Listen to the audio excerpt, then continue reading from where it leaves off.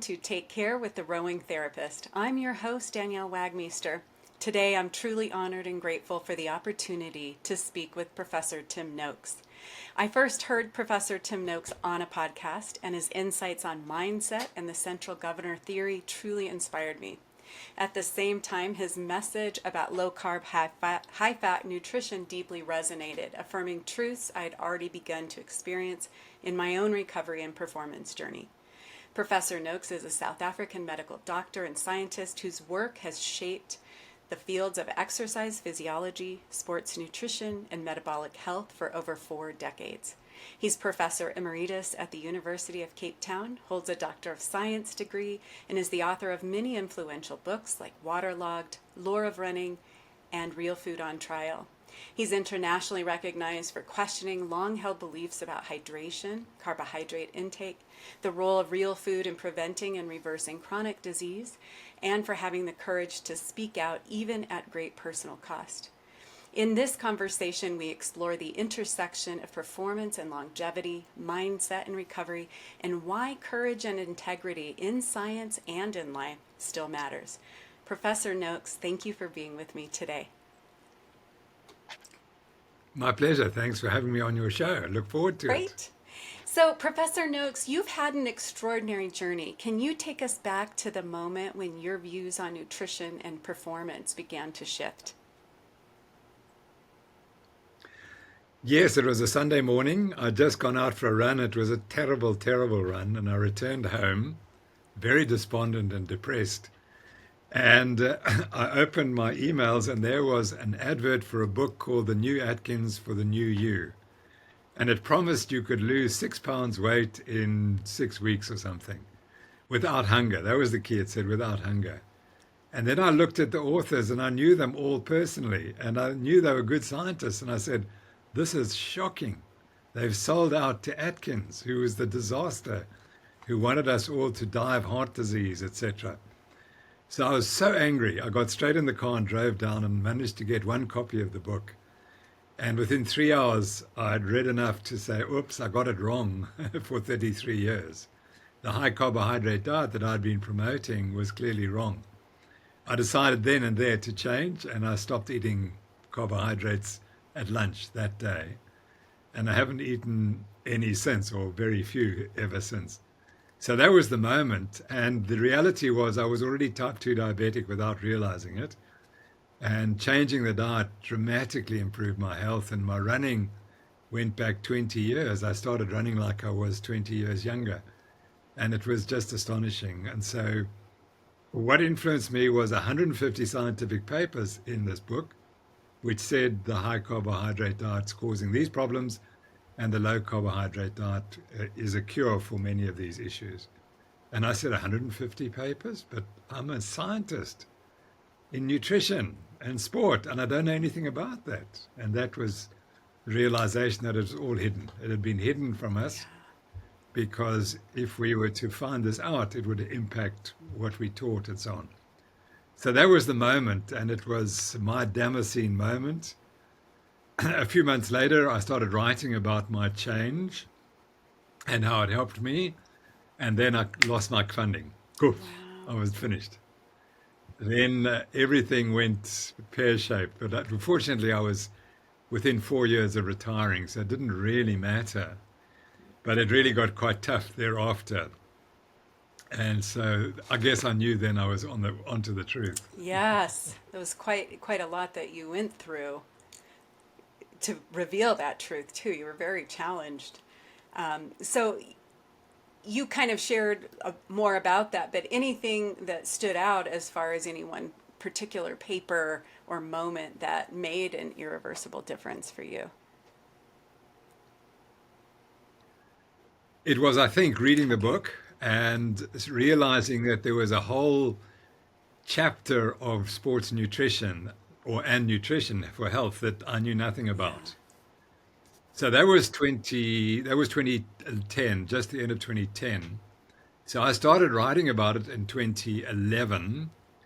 And then 2012, my university decided they'd had enough of me. So they invited a guy called Professor Jacques Rousseau to come out from America. He was a South African whom I'd worked with. And he'd been put in charge of the Women's Health Initiative, which is the largest nutrition study in the world. Mm-hmm. $700 million. Now, how a South African goes to America and within 2 years is head of the WHI, I don't know. But anyway, that's what happened.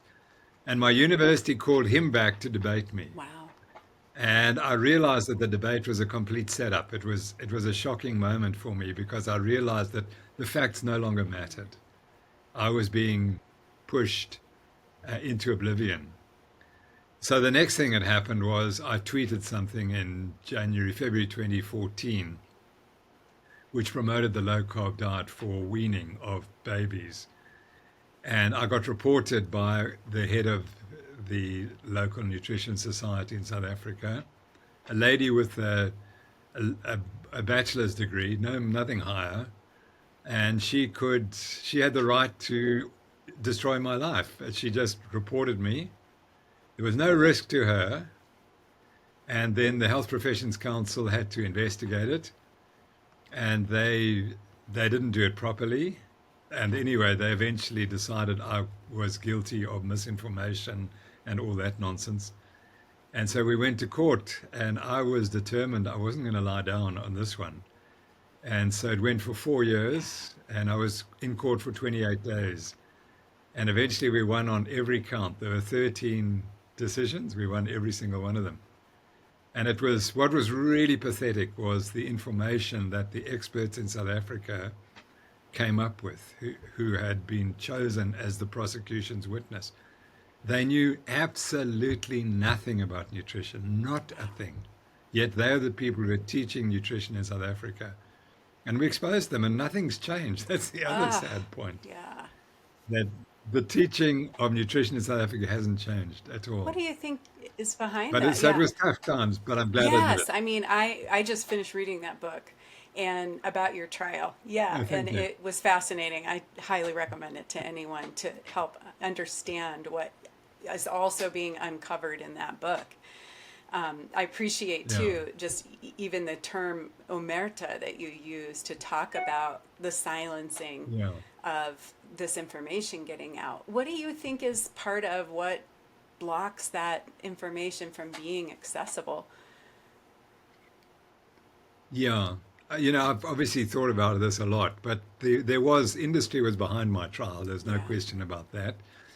Eventually, a great friend of mine, Greg Glassman, who started CrossFit in California, he sent out his team to investigate. So they came to the trial, and Russ Green, who was working for him at the time, looked into it and found the International Life Sciences Institute was all over the case. They were all the people who had been funded or indirectly were influenced by this International Life Sciences Institute, which is purely a propaganda limb for big food and big pharma.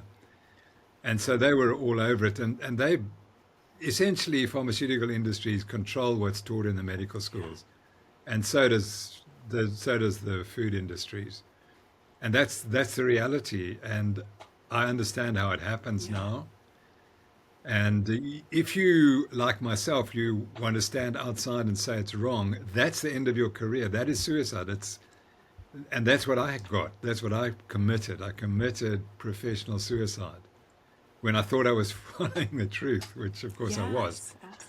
But that's the reality. So anyone, if your life depends on it, fortunately, I was ending near retirement, and my financial future didn't depend on me continuing to be employed by the University of Cape Town. But if it had, and if I'd been 10 years younger and had 14 years to retirement, it would have been incredibly difficult. I'm sure I would have been forced out of the university, and I would have lost my income. And so that was why it just happened at the right time. And I could take the trial and be successful. But that's how they do it. It starts, and because you've read the book, you'll realize the first thing was I started questioning the Ansel Keys' theory of what causes heart disease and whether it's cholesterol. And so the first thing, the cardiologist jumped onto me, and they were writing letters to the local newspapers. And that was the beginning. And then I realized they were being driven by the industry. because the cardiologists determine how many statin drugs are prescribed in your town. They drive it, and they're being driven by the industry. And so you can't talk about the fact that cholesterol doesn't cause heart disease, because that's also professional Yeah. suicide.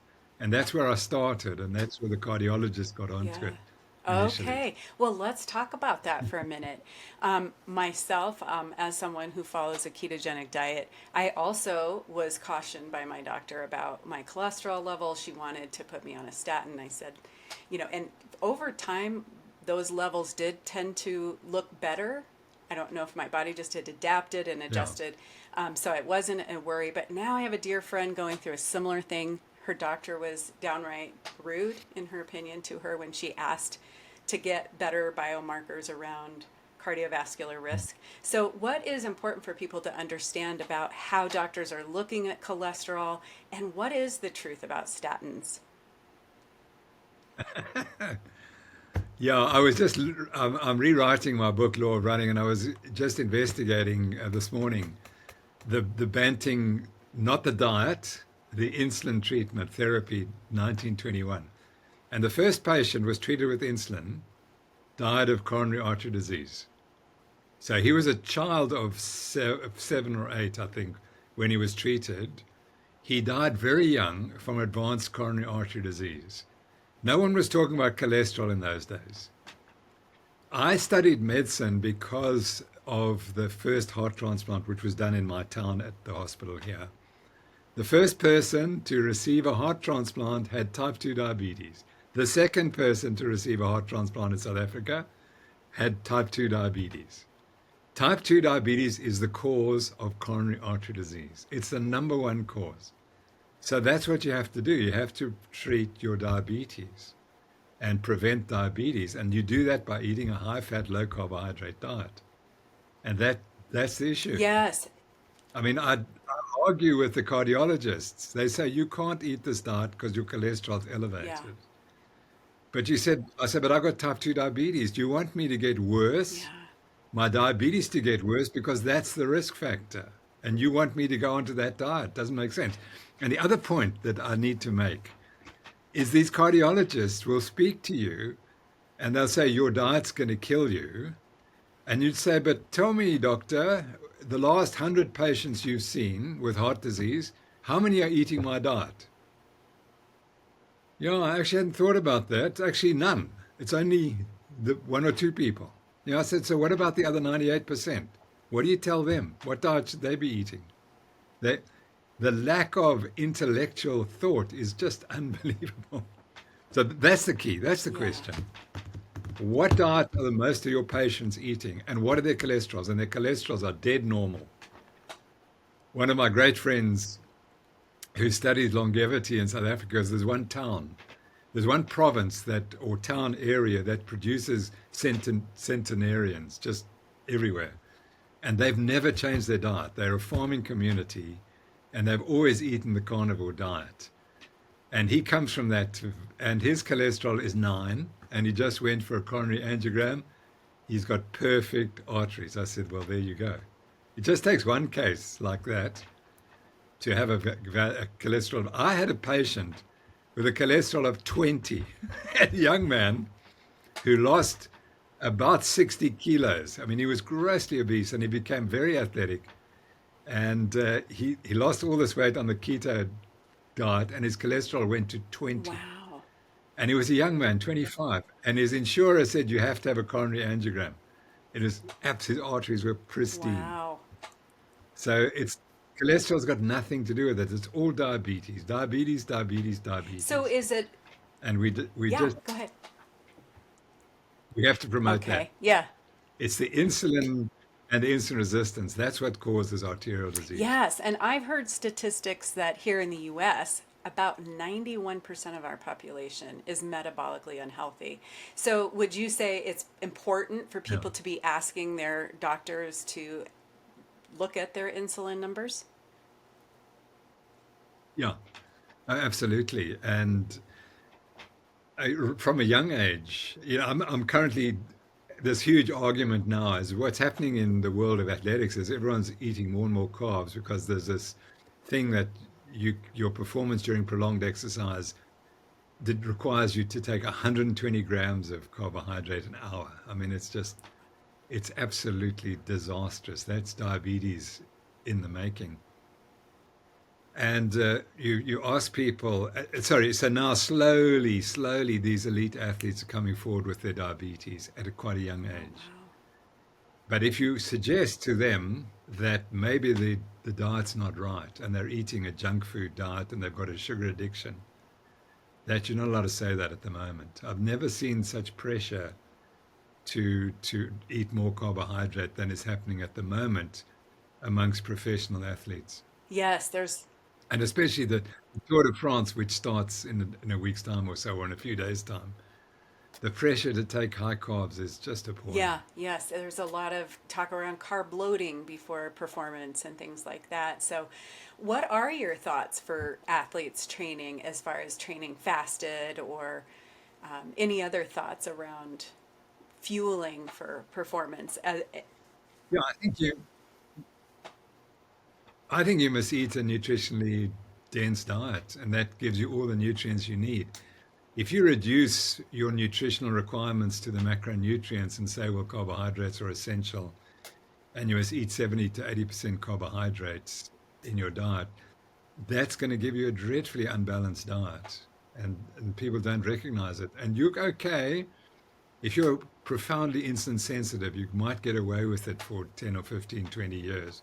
But if you're not like myself, and I am and was profoundly, from a young age, I was profoundly insulin resistant, you end up with type 2 diabetes. And that's going to happen, and it's going to become more and more apparent as people have themselves tested for diabetes, particularly amongst athletes.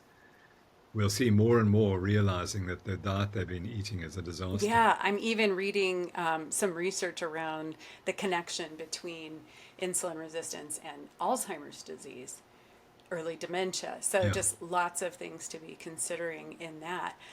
But on that note, something that's a big trend right now here in the US is the use of these GLP-1 inhibitors like Ozempic. What are your thoughts on these medications? What's important for people to know? Yeah, it's, that's the new statins, and that's why they'll be pushed, and all the contraindications will get hidden. And the evidence that these things are toxic is coming through slowly. There's now evidence for macular degeneration, increased risk of macular degeneration. There are risks because you lose muscle, and the quality of the muscle is probably changing. And then there's the addictive nature, because once you've lost the weight and you've lost your hunger and your cravings, you're not going to want them back again. And most people stop these drugs within a year, and then they'll have to go back, and then they'll obviously just get fat again. But I think the big message is that all these drugs do is exactly recreate the low carb diet, the same effects of a low carb diet. So you're much better off just to go on the low carb diet. Now, the problem with the low carb diet is the sugar addiction. It's not the diet the problem, it's the people who've got the sugar addiction, which they hide. And then when they realize they must do something, they don't understand the first thing you have to do is control the sugar addiction. That's the key.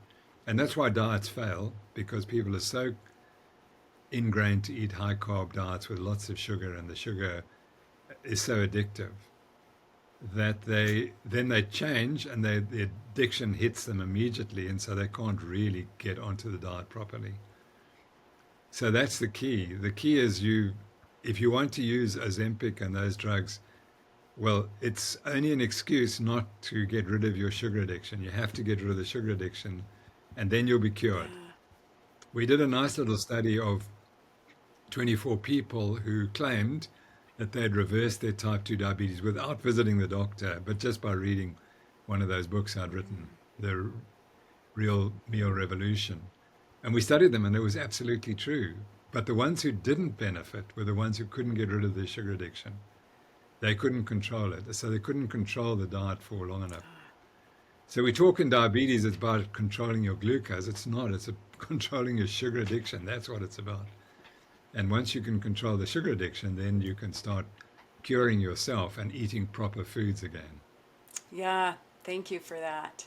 Want to talk a little bit about the central governor theory and mindset. And I appreciated in your book, Real Food on Trial, when you were talking about the conference, the summit that you were putting together, and the moment you had Yes. a little bit of wavering of faith in that, right? And you were encouraged to lean into this theory. So tell us what it is and how it works and the connection between longevity, sports performance, and this central governor theory and mindset.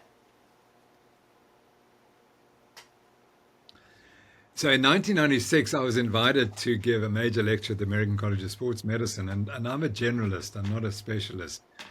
And so I thought, what can I say which will be of value to everyone from a more general position?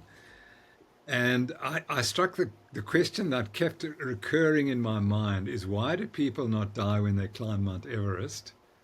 And why do people with heart disease not die during exercise? And why do athletes not die when they exercise at altitude or when they exercise in the heat?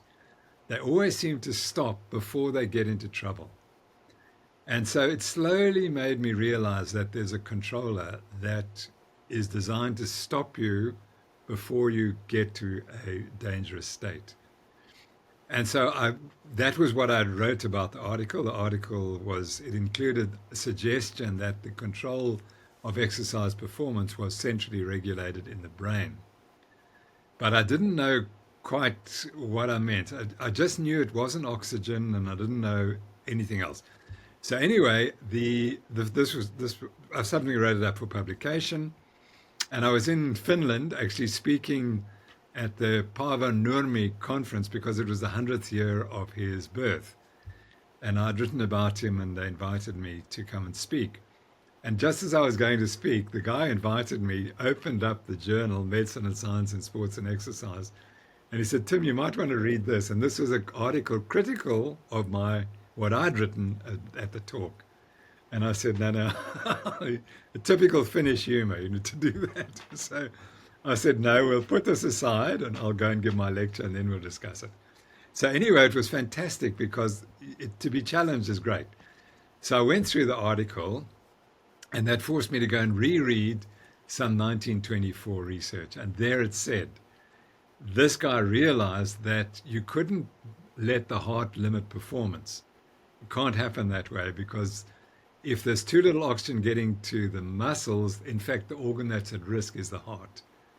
And he'd said what happens is once the heart gets strained, the brain slows the heart's function down. And that saves you from damaging your heart. And I immediately knew that wasn't what had happening, because the brain doesn't talk to the heart in that way. It won't work. It's got to talk to the muscles, because you've got to stop the activity, and you only can do that instantly if the brain stops recruiting the muscle. So and he'd call it a central governor. So I said, here it is. Here's the central governor model. But it's different because Hill said it's controlling the heart. I said, no, it's controlling the muscles. And so that's when we started to develop the model. And then I realized the brain is so critical to performance. And essentially, you perform according to what you really believe you will perform. And so then the whole focus becomes on belief systems rather than training the body to become better. That it does happen a little bit, but the main effect of training is what's happening in your mind. And I really now believe, because the training effects are so little on metabolism. It's astonishing that we've all been told, oh, you train to burn more fat in the muscles and then you spare glycogen and you can run further. I came across a study yesterday where they actually looked at how much can you achieve by training. It's nothing. What can you do by not eating carbs? You can adapt your fat adaptation enormously, tens of times more than you can by training. And so it shows that your training is not affecting you through metabolic pathways. It's training you in your mind. And I honestly do believe that the elite athletes are born that way, and they train, and then of course they become successful and then train harder. but they're all genetically so different from the rest of us, and they're able to continue exercising at high intensity for much longer than us. And the training helps a bit, and eventually it makes a difference. But they're already different from the rest of us, and we often think that if we can just go out and do the training, we'll get there, but that's not the case. But I think my point is that if you speak to the really great athletes, it's always the mind. The mind is what they focus on, and they understand it's the mind that makes them who they are. Yeah, beautiful. So, like, embracing and leaning into challenge is one way to train that mind, right? And that's another thing I think Yeah, that's very prominent in our culture right now is this idea of being more comfortable and staying in that comfort zone, but just shifting that mindset around right. challenge. I heard you say earlier, it's great to be challenged when you were being challenged in that paper. So, That's yeah. right. Um, the trial seemed to represent more than just one tweet. You were talking about the tweet on infant nutrition. Do you feel? Yeah. I know you mentioned earlier that it's not really changed a lot, sadly, but wondering if there's anything that's shifted culturally or professionally around nutrition science since that trial.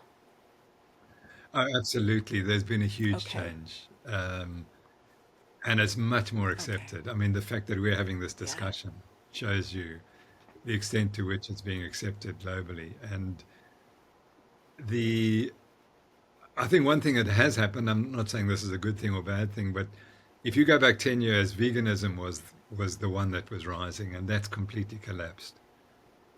And carnivore was taking over, so that there's been a huge change.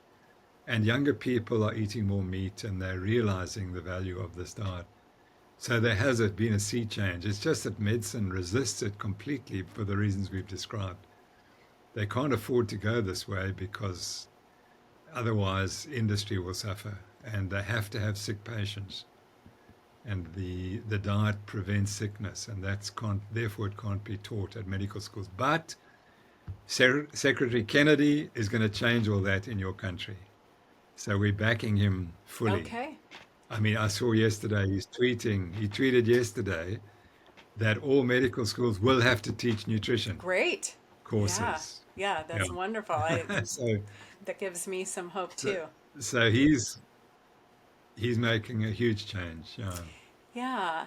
Um, so I'm just looking through some of these questions. I feel like we've already gone through some of them, but one of the questions that I have is, you did say you've been doing the low carb, high fat diet for years. I mean, you've never gone off it, essentially, right? So, with that, is that safe to say that you believe that this is a diet that can support people long term through longevity, through the rest of their lives? There's no reason. Oh yeah. I mean, it is the original diet. It's the diet that made us humans. And I don't know what people's stands are on evolution, etc. It's not the reality. Sorry, not important. The reality is, if you go back even a few thousand years, humans were not eating the diet that we're eating today. We were eating an animal-based diet, and that's, if you look at our physiology, it's designed to eat animal produce. Mm. And that's why we look like we are. We've got thin, the hips are thin, we've got knees that point forward. We sweat a lot and we can run, and that's all because of what started eating this diet. Whereas we're opposite from chimpanzees and gorillas, because they continued to eat the plant-based diet, but we shifted onto this diet, and that's why we became human, and we got this large brain that is able to do what we've done. And that's all because of the diet. And it's in the history, it's all in the evidence, it's in the fossil record, it's everywhere.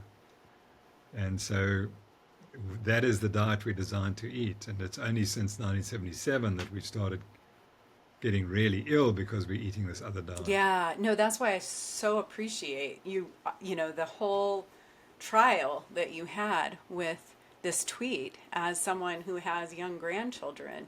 just noticing what shifting my diet to a low carb, high protein, high fat diet has done for me. And then you notice what's available and commercially packaged for children, still highly, highly full of grains. And then there's all the concerns around, some of the farming practices and chemicals and things used there too.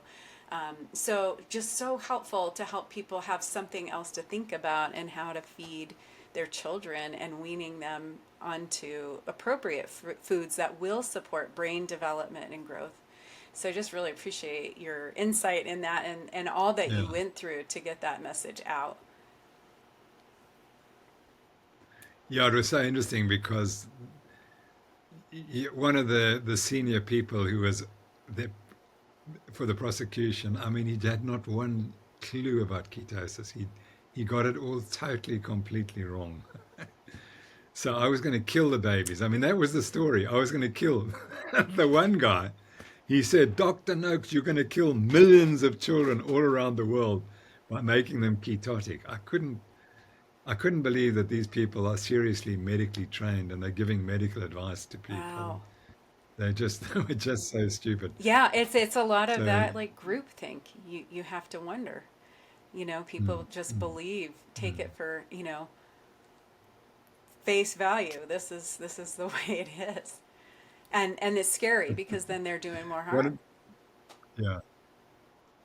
Well, one of the interesting things was because when I had this dreadful debate with this other cardiology professor who was head of the Women's Health Initiative, I realized that the guy didn't worry about what he said. He would say something that would appeal to the audience and whether or not it had any fact, and then he would belittle me at the same Wow. time. So I realized this guy's not, that's not the way you do it academics. Anyway, so eventually I went and looked into the Women's Health Initiative. And so, particularly more recently, now this is the most expensive trial ever done. And I had already known, and in fact, I presented the evidence at that debate, but it was like no one listened. That in that study, if you had heart disease, if you were a female postmenopausal with established coronary artery disease at the start of the trial, and you were put on the low fat, high carb diet, you did worse than if you continued, other people who were healthy continued their ordinary diet. Now, why is that important? Because the diet effects will become most apparent in those who are at greatest risk. So if you've already got heart disease and you take a bad diet, it's going to become apparent very much quicker than if you're healthy and you take a bad diet. Yes. So anyway, eventually, during the trial or after the trial, I can't remember when it was, I went and looked at the next evidence coming out from the Women's Health Initiative. And I found that those women who were at risk, increased risk because they were eating the so-called heart healthy, prudent diet, their risk after 13 years was 65% greater than if they had stayed on their own diet. Wow. And they tried to hide it. Wow. They wrote it out very subtly. So they sort of hijacked it, put that in one paper, but didn't mention it really. You had to find it. And then they reported the final results. The final results with the Women's Health Initiative was no difference between the so-called Wow. prudent diet and the normal diet. And they hid That's that. insane. And I exposed it. Yes, good for you. And he never responded. Wow. He's the guy who's going to put me into oblivion when I attacked him and said, here's the evidence. And he actually didn't appear at the trial because he knew what would happen. If he'd appeared, my lawyers would have taken him to pieces. So that destroyed so people say, you ask the question, does cholesterol cause heart disease? Well, you've got to look at the clinical trials. Clinical trials have never shown any benefit of this high carbohydrate, low fat diet. Not one clinical trial has ever shown benefit in the It's long term. important, yeah, to hear. Well, and just Yeah. hearing your journey and all the trials you went through, which we haven't even touched yet on the backlash when you wrote Waterlogged from the Gatorade company, right? Like, let's just give the listeners a little backstory on that. And then I'd love to get into what advice you might give to other new scientists or Yeah. people that do discover these things, how to take that information forward. But yes, let's talk about the Gatorade backlash. So I ran my first marathon in September 1972. And at the time, you weren't allowed to drink water during marathons. The rule was you. I think they would provide. I remember that they provide one thickening station at 20 miles, 32 kilometers, and they had to check that you're actually on the course. You see, so you had to get a tick that you actually came through this point, and that's when you could get your one drink. And I remember I was running with a guy, and it had been raining the night before, and there was some water on the side of the road in the ditch, and he put his head in the ditch and drank the water. That's what it was like. So anyway, one of the first articles I'd ever read in my life was written by, no, let's take it, yeah, I'd written by two really good scientists in South Africa. And they had solved the problem of heat stroke in the mines. The mines in South Africa go extremely deep, 4 kilometers under the ground, and it's extremely hot there. And that heat stroke was a real problem. And they solved the problem. So, however, because they were so successful, their future was a bit dubious because the mines didn't need them anymore. They'd solved the problem. So they sort of ventured into sport. And they did one study of chaps running a marathon. And they measured two things. They measured their rectal temperatures at the end of the race and how much weight they'd lost during the race. And they found a relationship. But that doesn't mean causation. That's purely a relationship. But they interpreted it as causation. And they said the greatest dangers to marathon runners is to become dehydrated because they're not drinking enough fluids. And all of a sudden, there was this thing, now you must promote drinking. So here I am, I read the article, it's from South Africa, I'm a young medical student. This is now what I'm going to do. I'm going to tell the world they must drink more during exercise. So I wrote articles and eventually would get into, in fact, it didn't get into the first edition of Law of Running. But so I wrote articles claiming that you really needed to drink as much as you possibly could. And the last article I wrote was in March 1981. That was March. You must drink as much as you possibly can during a marathon. So what happens next is the Comrades Marathon, which is a South African race of 56 miles. And we have there were 2,000 runners running. It was unique in the world. There were not that many people doing such ultramarathon distances. So 3 days after not 3 days, about a week after the 1981 race, a lady writes to me and she says, Prof, please tell me what happened. Sorry, I was doctor then. Doctor, what happened? And she said, I ran the race and at 70 kilometers, my husband took me out of the race because I didn't recognize him. And he put me in the car and we drove to the finish of the race where they saw I was dehydrated. And they gave me 2 liters of fluid intravenously. And my husband noticed I got sicker and went unconscious. And he said, no, I'm not allowing you to be treated here. And he got in the car and he drove her 90 kilometers, 56 miles to the hospital. And she was admitted unconscious. So here's a lady who starts the race in the morning, perfectly healthy. She has to qualify. She has to run a marathon in probably under 4 hours, well under 4 hours in those days. And a couple of hours later, she's at death's door. And fortunately, she was seen at the hospital, not in a medical tent. Because if they had kept her in the medical tent, she wouldn't be alive today. And that I've no doubt, because they would have just given her more and more fluids. And her husband saved her because he realized that it wasn't working. So anyway, she saw a friend of mine, and he taught me, and was a great physician. And he's not into this nonsense. I mean, he treats a patient like a patient. He says, what are the probable causes of unconsciousness? And he measured a blood sodium level, and it was way down. It was 112. The normal is 140. And so he fortunately didn't treat her correctly, but he didn't do anything wrong. And she self-corrected over 4 days. So after 4 days, she recovered, and she got consciousness. So she was unconscious for 4 days after this. So she wrote to me and I said, I have no idea. It's never been described. So anyway, I started looking into it. And over the period of the next 3 or 4 years, we worked out that she drank too much and that was the problem. And that she'd retained the water. And then we eventually did a study at the Comrades. We then hospitalized a group of people who had the same condition. And we showed that they were all fluid overloaded. And the worst case, had retained 6 liters of fluid. That's a lot of fluid. I can't give you in fluid ounces, but that's a lot of fluid. So we wrote that paper up and it was accepted and published. So we knew the cause. The cause was people were over drinking. Ultimately, we worked out that they were over drinking, but they had to have another problem. They had to retain the water without realizing that they were retaining it. And that's because of abnormal secretion of a particular hormone, antidiuretic hormone. So these people had an abnormality in that they retained water when they were becoming overhydrated, and they should be getting rid of it. But this hormone was retaining the water. So that then became the cause. And so I predicted that the first person to die from this condition would be a female American runner in a marathon in America. And it's exactly how it happened. 1993, in a marathon in California. I think it was the Valley of the Giants marathon. This lady finished and she was feeling confused and not well. She collapsed. She was treated with intravenous fluids and she died subsequently. So that was the first case. And then there were a couple more cases, and we started documenting them and writing them up and saying this is the problem.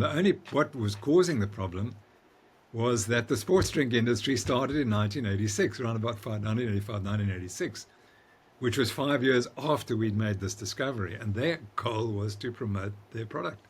And so they started promoting their product. So here I am saying, don't overdrink. And they're saying Noakes is killing people from dehydration. You've got to drink as much as tolerable. That became the guideline. And as a consequence, the disease took off.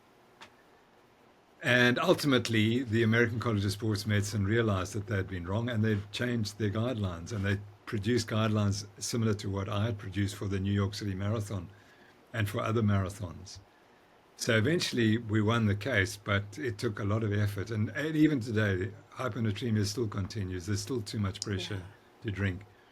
And the key is you just drink to thirst. That's how your body's designed to help you. Yes. So you just drink to Love that, thirst. learning how to just tune into your body and listen to its wisdom. Yeah. And Yeah. so much of the medical practices seems counterintuitive to that. So thank you for sharing all of that information. Yeah. So what role do ketones play, not just in performance, but in healing the brain and the body? Yeah, I think we're beginning to realize that they have a much bigger role. So I think the key at the moment is what we do know is that if your metabolic state is in ketosis, you've got a whole lot of changes, and those seem to be beneficial.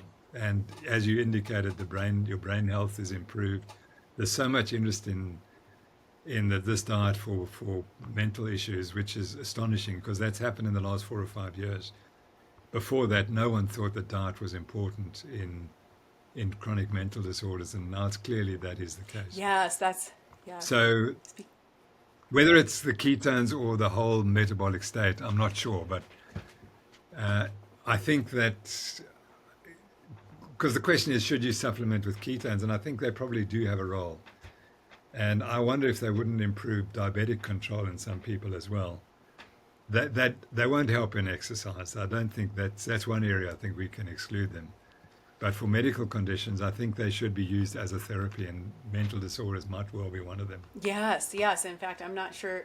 You're familiar with Dr. Chris Palmer, the psychiatrist. Yeah, he's Yes. got some pretty fascinating case stories of people with pretty serious mental disorders and really impressive results with going into a ketogenic diet. But just speaking on that, is that something that you would recommend people looking at as exogenous ketones using like MCT oil, things like that, to enhance their effects if they're on a ketogenic diet as far as performance? Or Only if you have a medical Okay. condition, I think then you can try it. But I think the diet itself is probably all most people Okay. need.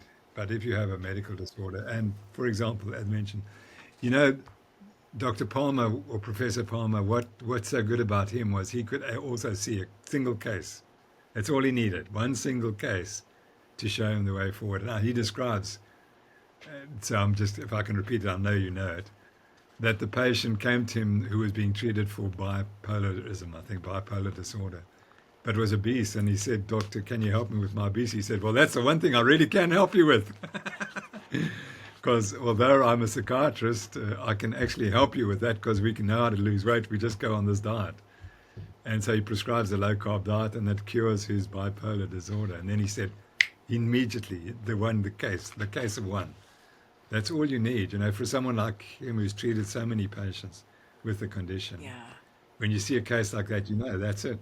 That's all you need. It was like our single case with hyponatremia. We just needed one case, and we knew what the cause was. Yeah, absolutely. Yes, thank you. Um, And I must just add, when I was a medical student, one of the things I just really respected about American medicine was that they used to study patients who would come into the hospital with an obscure condition, usually endocrine condition, and they would stay in the hospital until the doctor solved the problem. So the state was obviously paying, and that the patient would be studied, and they'd do all these beautiful studies and report them in the Journal of Clinical Investigation. It's wonderful to read that journal of the 1950s, all the fantastic studies that were done. And they all one n equal one cases, and then they solve all these endocrine disorders on the basis of one patient. It's just that was beautiful. That was medicine, beautiful research. yeah, what do you think it would take to bring that kind of ethical curiosity, integrity in science back to the industry? Yeah, you have to go back 30 years and 40 years, sorry, 50 years, and get the type of people teaching who were teaching in those days. And I mean, my teachers, we were so respected them so much because they said when a patient comes to you, the first thing you ask is, why did the patient come Yeah. today, not yesterday or tomorrow? Oh, That's question one. And the question two is, what's the cause of their problem? That's gone, completely gone out of medicine. yeah. It's Today, it's what's the diagnosis, which you don't even have to talk to the patient. You draw a blood sample or you send off an X-ray or an MRI scan, and that tells you the diagnosis, which of course it doesn't, but anyway, it gives you one diagnosis. And then you treat that, you check your textbook, and here's what you've got to prescribe for this treatment, for this condition.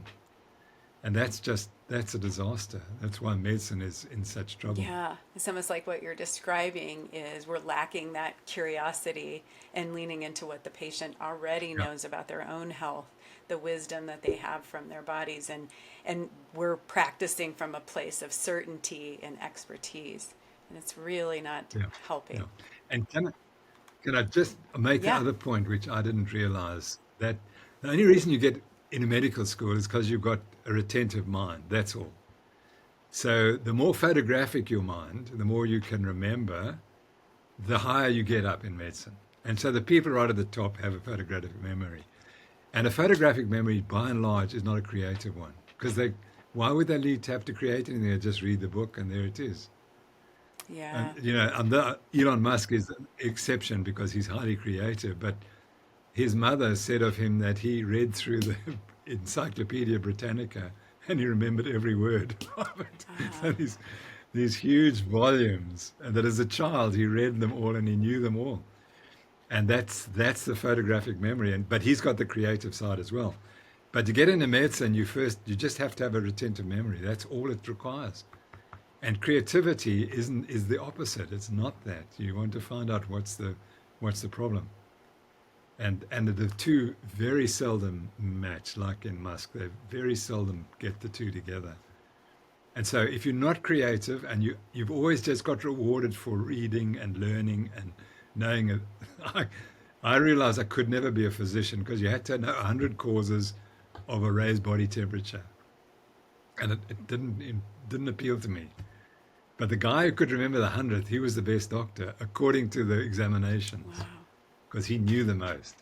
And when that 100th patient came with his obscure cause, he would make the diagnosis and no one else would. So that wasn't for me. I wanted to create the new knowledge rather than regurgitate someone else's knowledge. yes. So that reminds me, I was going to ask that question, like if there were, people that are practicing or researching and they are uncovering things that go against the status quo. I mean, I know in your case, you were saying you were at the end of your career.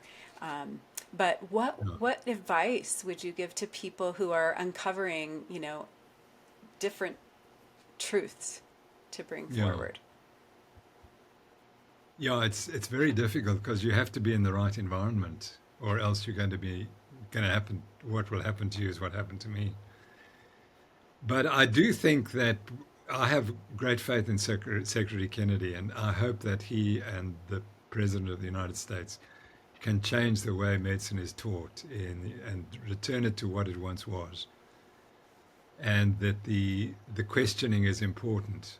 I mean, the way that knowledge was shut down with the vaccine and the COVID scam and so on, and you were just not allowed to question anymore, and you had to follow. And if you didn't follow, essentially went to academic jail. We have to get rid of that, and I think Kennedy is going to be working hard on doing that. And so there may well be a new generation of young doctors who are raised in a totally different way than has been the case in the last 20 years or so, where they're allowed to question, and in fact they're encouraged to question. Excuse me. I mean, Kennedy has looked at the NIH research, and he's concluded quite correctly that most of it is it's useless research because it's not being creative, it's not questioning what are the real needs at the moment, and the real needs are what we've been speaking about. It's this chronic disease in America and elsewhere, and it's all dietary induced, and that's what we should be Yeah. researching. So it might be a very good time to be a researcher in the United States now. And if things change, as I think they will, I think that the NIH will start funding the studies that are relevant to American people and Americans' health. My great friend is Jeff Volek, and I know that he applied for funding from the NIH for 20 consecutive years to study low carb diets. And as soon as they saw low carbs, that was it. They just turfed the study because industry wouldn't accept what they were researching. So he's had to self-fund or fund in different ways his research, and he's one of the best scientists I know. Wow. And if there was a Nobel Prize for health research, he should get it. But he was never helped for one moment by the NIH, Wow.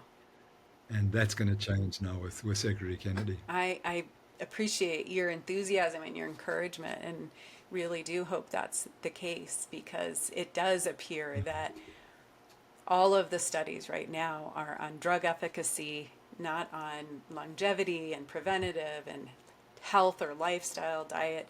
It's all on drug efficacy. So that would be very Yeah, awesome to that's right. have that shifted and changed.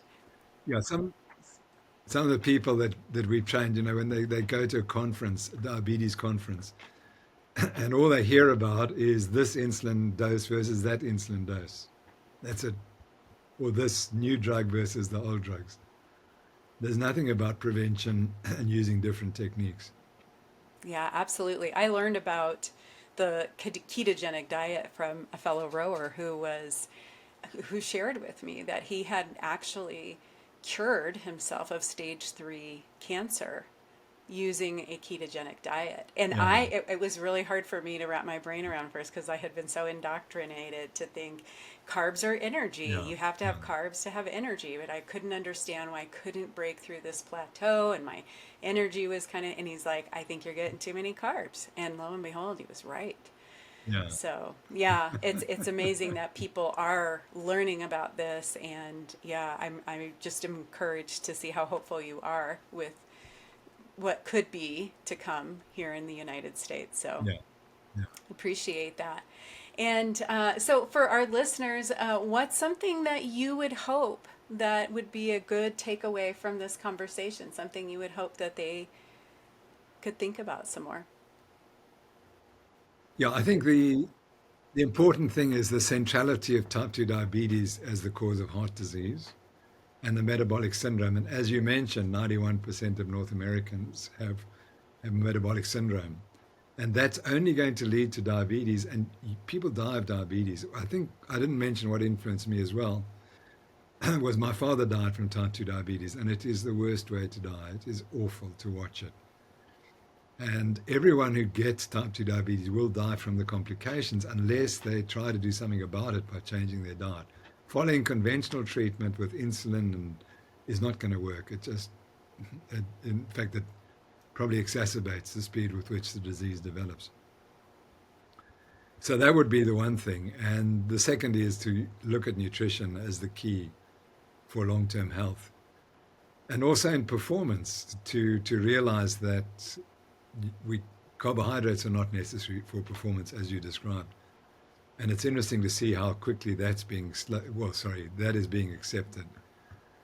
And I get phone calls regularly and emails from sportsmen all over the world and teams all over the world that are slowly shifting to the unconventional, high-fat, low-carbohydrate diet. Yes, thank you so much for that. And I want to just give you a special thank you for your time, all your contributions in the field, everything that you've endured and continue to do through the Noakes Foundation. If you could give us just a quick little talk about the Noakes Foundation. Yeah, well, it's a tiny little organization. And what happened was when we wrote The Real Meal Revolution, I got the most royalties I'd ever received.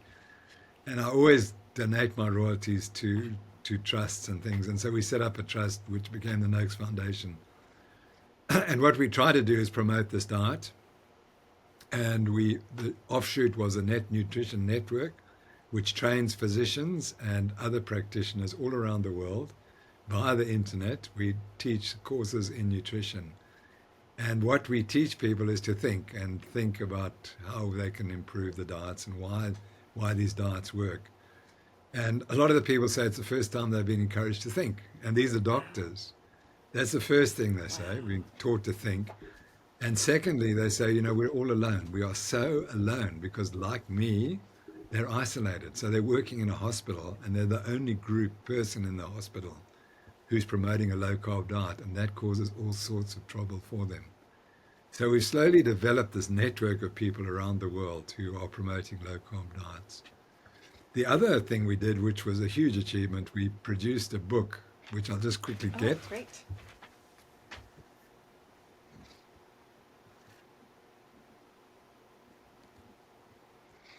So this is the Bible of the ketogenic diet. And, this was produced by an NGO, a non-government organization. That's astonishing. Not by a medical school. We got 60 of the best people in the world to put together their chapters. And this was the product. And this tells you this is the best diet. It's the most effective diet. And it's the most studied diet. And it works. And so that was a huge achievement for us, I think. Yeah. So that we're very proud of that as well. And is that available for anyone to purchase through the Noakes Foundation? Yes. Well, it's available. Academic Press are the publishers. Okay. Excuse me. So it is freely available via the various distributors of books. Great. So that's a massive achievement. Yeah. And I need to get my copy of that. Because it includes everything that people want to know about the diet, including, you mentioned about the mental side, and we've got some of the world authorities talking about the mental benefits of the diet. Yes, as a therapist, I'm also very fascinated and very much love to help people think about what they're feeding their body and their metabolism and the connection there. So I just very much value the time that you've given us today, your thoughts, all the contributions you've made to the field and to health.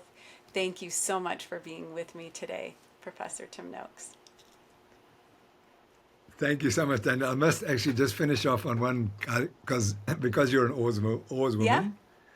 Rowing was terribly important to me. I started rowing first and then running. And so I was competitive at the national level in South Africa. And the key moment was we used to do repetitions, obviously. And one day the coach said, okay, we did 6 times 500 meters. And we'd done our 6, and then we would always go back to the clubhouse. And he said, no, go back to the start. So we went back to the start, and we did it 4 times. So we did 10. Instead of doing 6, we did 10.